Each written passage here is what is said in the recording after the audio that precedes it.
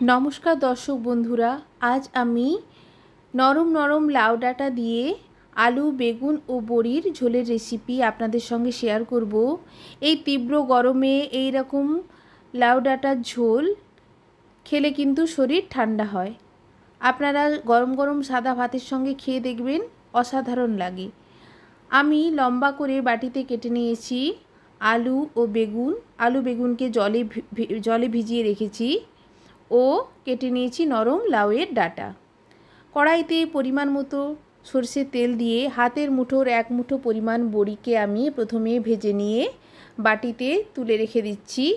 অবশিষ্ট তেলে আমি অ্যাড করে দেব 1 চামচ মতো পাঁচফোড়ন। পাঁচফোড়ন থেকে সুন্দর গন্ধ বেরিয়ে এলে আমি দিয়ে দেব লম্বা করে কেটে রাখা আলু ও বেগুন।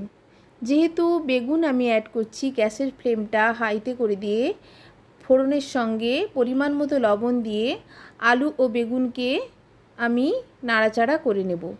অ্যাড করছি পরিমাণ মতো হলুদ। ভালো করে আমি গ্যাসের ফ্লেমটা হাইতে করে দিয়ে নাড়াচাড়া করে আমি দিয়ে দিচ্ছি ঢাকা, গ্যাসের ফ্লেমটা মিডিয়ামে করে। দেখুন, মিনিট দুয়েক পর আমি ঢাকা খুলে দিয়েছি। অনেকটাই বেগুন সফট হয়ে এসছে। অ্যাড করছি ধনে বাটা ও জিরে বাটা 1 চামচ মতো। আপনারা চাইলে গুঁড়ো মশলাও ব্যবহার করতে পারেন। আমি গ্রাইন্ডারে পেস্ট করা ধনে ও জিরে ব্যবহার করছি। ভালো করে আলু ও বেগুনের সঙ্গে ধনে জিরেকে আমি কষিয়ে নিয়েছি। ভালো করে কষানো হয়ে গেলে অ্যাড করছি নরম নরম লাউয়ের ডাঁটা। লাউয়ের ডাঁটাকেও আমি মিনিট দুয়েক নাড়াচাড়া করে ঢাকা দিয়ে দিয়েছিলাম।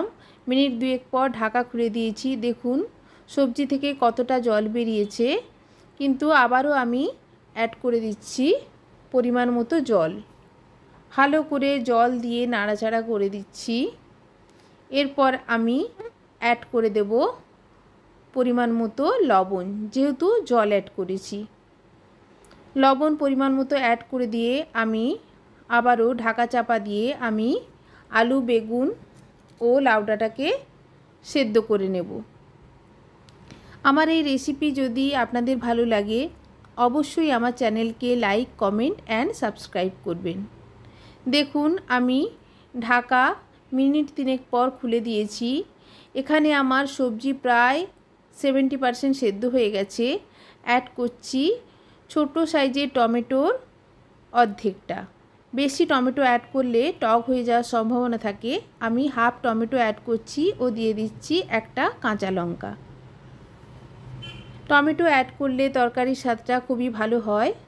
দেখুন, আমি ঢাকা খুলে দিয়েছি।